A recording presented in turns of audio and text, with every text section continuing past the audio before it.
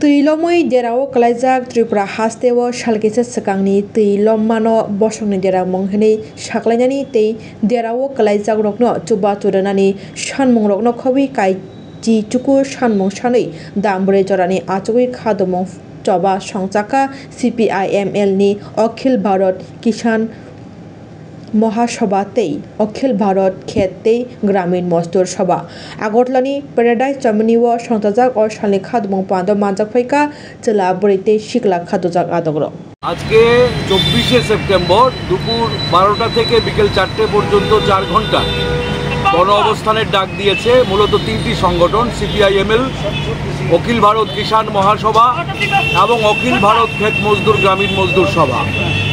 তো আমরা মূলত গত 19 থেকে 22শে আগস্ট ত্রিপুরা রাজ্যে যে বিধ্বংসী বন্যা হয়েছে এই বন্যায় ত্রিপুরায় প্রায় 21 লক্ষ মানুষ ক্ষতিগ্রস্ত হয়েছে, অর্ধেকের বেশি মানুষ, এবং ত্রিপুরায় সরকারের হিসাব অনুযায়ী 15 থেকে 18,000 কোটি টাকার ক্ষতি হয়েছে। তাহলে আজকে কেন ত্রিপুরাকে জাতীয় বিপর্যয় এলাকা ঘোষণা করা হবে না এবং 15,000 কোটি টাকা বরাদ্দ করে জাতীয় বিপর্যয় তহবিল থেকে এই এককালীন এই টাকা দিয়ে ত্রিপুরার বন্যা বিধ্বস্ত মানুষকে সহায়তা দিতে হবে? কিন্তু আমরা লক্ষ্য করছি যে আজকে 1 মাস অতিক্রান্ত হয়ে গেল, সরকার এখনো কোনো ক্ষতিপূরণের ব্যবস্থা করেনি। যারা মারা গেছে 37 জন, সেই পরিবারের সহায়তা নেই। যারা আহত হয়েছেন তাদের পরিবারের সহায়তা নেই। যারা কৃষক সর্বশান্ত নিঃস্ব হয়ে গেছে, জমির চরিত্র বদলে গেছে, সেই কৃষকদের 1000 টাকা ক্ষতিপূরণের কথা বলছে কৃষি দপ্তর। এটা কৃষকদের গায়ে নুনের ছিটা এবং কৃষকদের সাথে রসিকতা ছাড়া আর কিছুই নয়। আমি বলতে চাই রাজ্যের মুখ্যমন্ত্রীকে যে কৃষকদের যদি যারা ক্ষতিগ্রস্ত হয়েছে তাদের 1000 টাকা দেওয়া হয় তাহলে কৃষকরা সেই টাকা ফেরত দেবে মুখ্যমন্ত্রীর ত্রাণ তহবিলে, মুখ্যমন্ত্রীকে ত্রাণের জন্যে। মানুষ এই টাকা নেবে না, এই টাকা দিয়ে মানুষের কিছু হবে না। কৃষিকে বাঁচাতে হবে। কৃষিকে বাঁচাতে গেলে কৃষকদের পূর্ণাঙ্গ সহায়তা করতে হবে এবং যারা আজকে খাদ্যের অভাব দেখা দিয়েছে পাহাড়ে এবং সমস্ত রাজ্যে, সেখানে অবিলম্বে জরুরি ভিত্তিতে রেগার কাজ দিতে হবে। 300 দিনের কাজ 600 টাকা মজুরি। তাছাড়া আমরা বলছি গন্ডাছড়া যে হিংসা হয়েছে সেখানে ক্ষতিগ্রস্ত মানুষকে সহায়তা দিতে হবে, তাদের উপযুক্ত নিরাপত্তা দিতে হবে।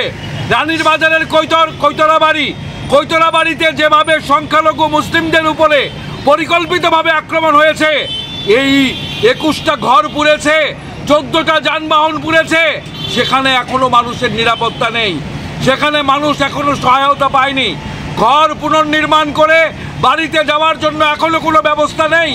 আমরা আজকে এই কৈতরা বাড়ির মানুষের উপযুক্ত নিরাপত্তা এবং তাদের উপযুক্ত ক্ষতিপূরণের দাবিতে গন্ডাছড়ায় হিংসায় যে 100 পরিবারের উপরে যাদের বাড়িঘর নষ্ট হয়েছে তাদের একটি করে সরকারি ঘর দেওয়া এবং উপযুক্ত ক্ষতিপূরণ দেওয়া, জোরপূর্বক তাদেরকে যাতে শরণার্থী শিবির থেকে তাড়িয়ে না দেওয়া হয়, আমরা মুখ্যমন্ত্রীর দৃষ্টি আকর্ষণের জন্যে আজকে এই গণ অবস্থানে বসেছি। আমরা গণ অবস্থানে বসেছি এই বিধ্বংসী বন্যায় ত্রিপুরার ক্ষতিগ্রস্ত মানুষকে সরকারকে পূর্ণাঙ্গ সংগতিপূর্ণ সহায়তা দিতে হবে। কারণ জীবনের অধিকার, আজকে কৃষির অধিকার, জীবিকার অধিকার, এটা মৌলিক অধিকার, সংবিধান আমাদের দিয়েছে।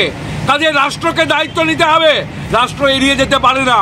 2005 সালে ডিজাস্টার ম্যানেজমেন্ট অ্যাক্ট হয়েছে, সেই আইন অনুসারে 2016 সালে ডিজাস্টার ম্যানেজমেন্ট প্ল্যান হয়েছে, সেই অনুসারে সরকার দায়িত্ব এড়াতে পারে না। সরকারকে দায়বদ্ধতার সাথে মানুষকে সংগতিপূর্ণ উপযুক্ত ন্যায়সঙ্গত ক্ষতিপূরণ দিতে হবে, ন্যায় বিচার দিতে হবে। এই দাবিতেই আমরা আজকে সোচ্চার হয়েছি।